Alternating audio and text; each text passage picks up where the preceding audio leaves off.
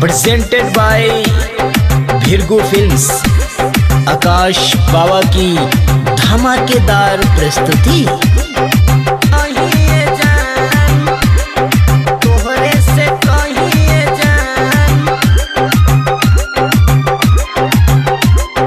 बारू तू सुपर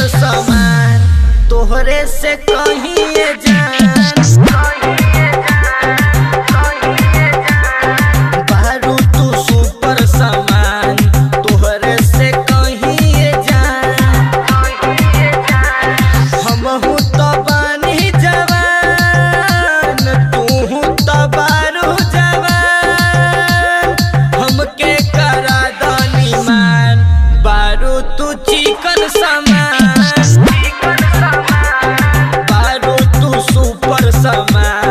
तोहरे से कहिए जान,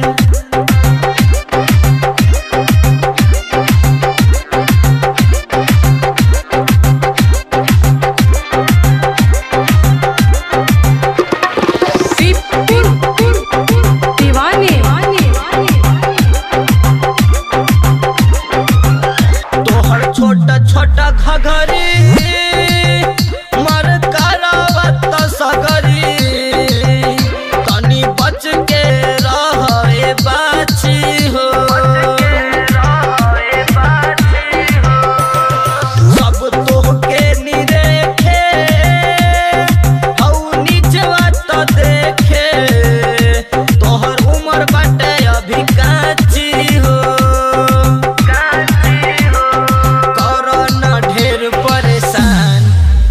से कहिए जान,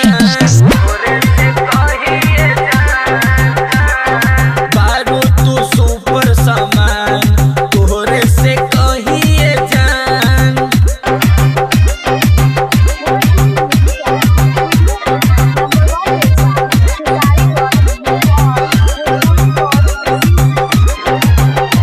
तोहर आधा अधूरा कर दे हम पूरा।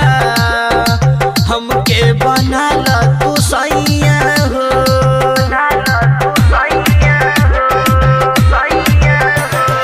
जिला मधेपुरा बारे न बेलूरा।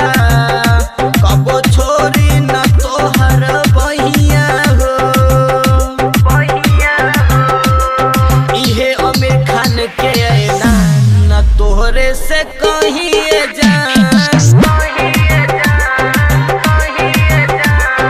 बारू तू चिकन सामान। तोहरे से कहिए जान,